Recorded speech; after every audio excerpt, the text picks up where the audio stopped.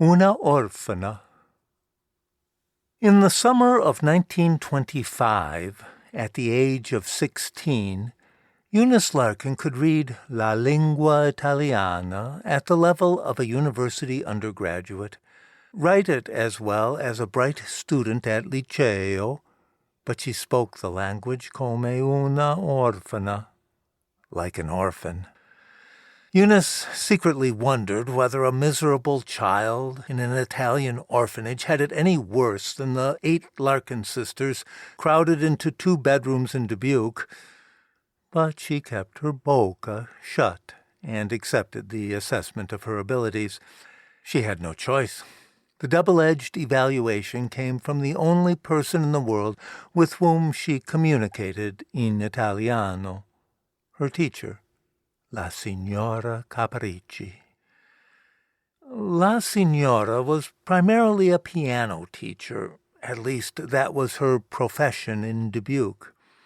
No one knew how or why she had come to Iowa, or what had happened to Signor Caparici, who was rumored to have been an impresario or an anarchist or a charlatan.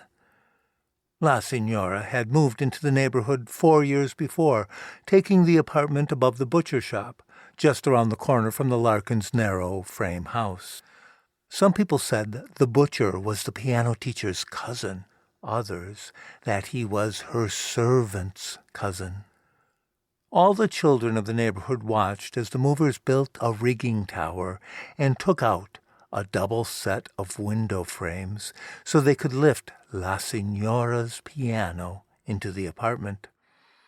The piano, an immense upright, swayed dangerously on the ropes. The scene was like a motion picture comedy, except that the piano never dropped, to the great disappointment of the boys. The eyes of the 12-year-old Eunice were fixed upon La Signora herself, who supervised the event with an authority at once kindly and utterly unbending. Eunice had never seen a woman with such style and confidence. While the piano was still aloft, Eunice decided that she absolutely had to take piano lessons.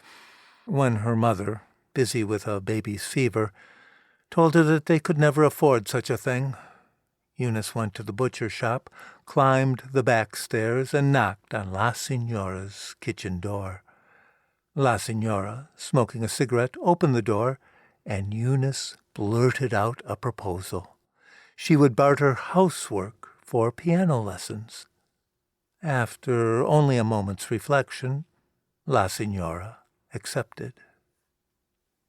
Eunice's father roared with fury when he learned that his own daughter was mopping floors for an Italian. He was a foreman at a slaughterhouse, and to him Italians were almost the lowest of the low. But Eunice, just as she expected, soon prevailed over her parents' objections because, 1, she was determined, 2, it wouldn't cost them anything, and 3, they were too damn busy to worry much about any one child, let alone a healthy 12-year-old.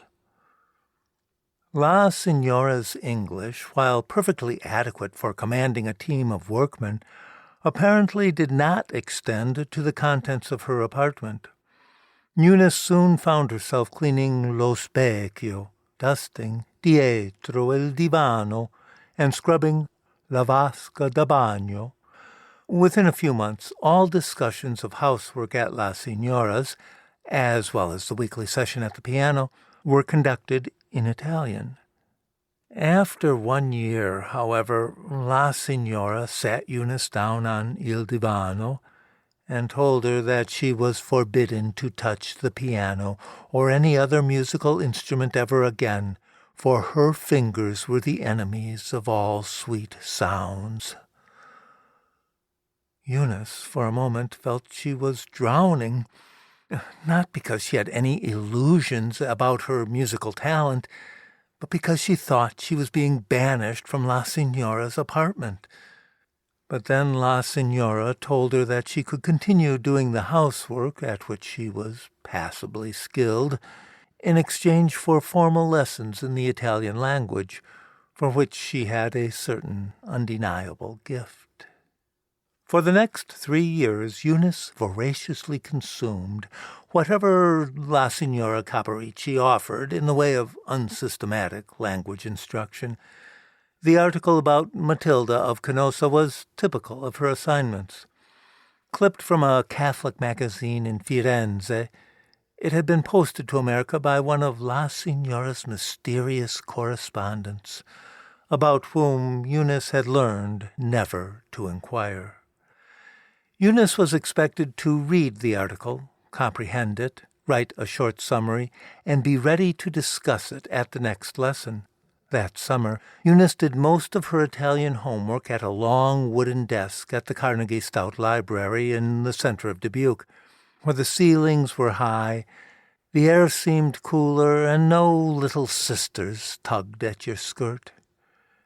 The article, written by a Franciscan brother, described the growing cult of devotion to Matilda among the small towns of Tuscany, and made the case for Matilda's beatification, with special reference to her achievements on the battlefield, her loyalty to the Pope, and her devotion to her ailing mother.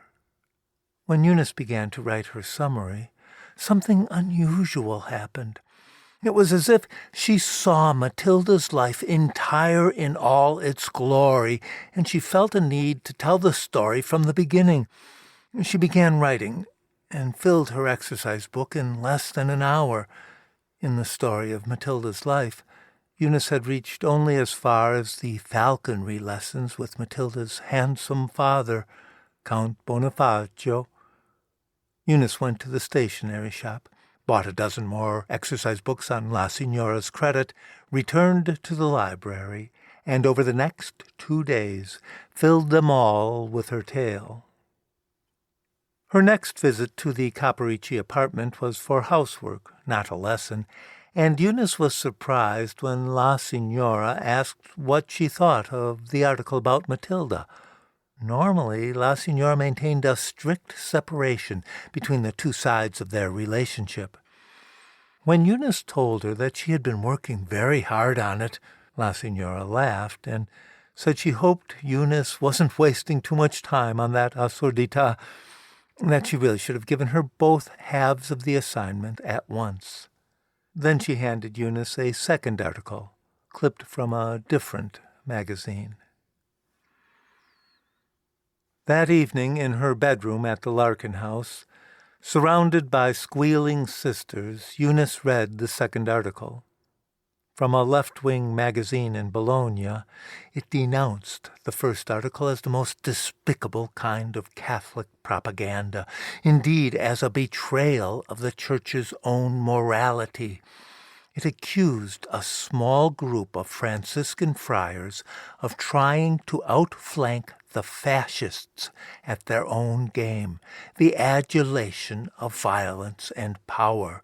To do so, the friars had exhumed the memory of an obscure medieval figure, Matilda of Canossa, previously infamous only for her ruthlessness on the battlefield and for being the mistress of Pope Gregory VII. The Franciscans had made Matilda into a heroine of Catholic militarism, promoted her cult among the ignorant villagers of Tuscany, and now they were trying to set her on the road to sainthood. Eunice lifted her eyes from the article and knew with instant certainty that its claims were true. That violence could never be holy, that a woman could be a warlord as brutal and treacherous as any man, and that Matilda therefore was no heroine suitable for young girls.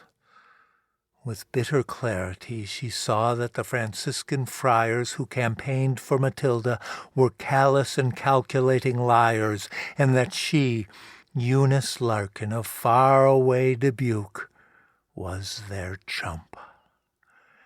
She looked at the stack of exercise books she had filled only the day before with tales of bold battles, chaste love, and prayerful evenings, and her eyes swam with anger and shame. 47 years later, in the back seat of an Oldsmobile, the eyes of Sister Eunice Larkin remained quite dry as she remembered that painful moment. The Oldsmobile was waiting in line, with about a dozen other cars, to pay the toll for the bridge, the same rickety old bridge that had spanned the Mississippi since she was a child. Sister Eunice hardly noticed the bridge or the river or the cars or the sky. She was looking through her old tears, trying to go back a few days further, trying to read what she had written in that stack of exercise books.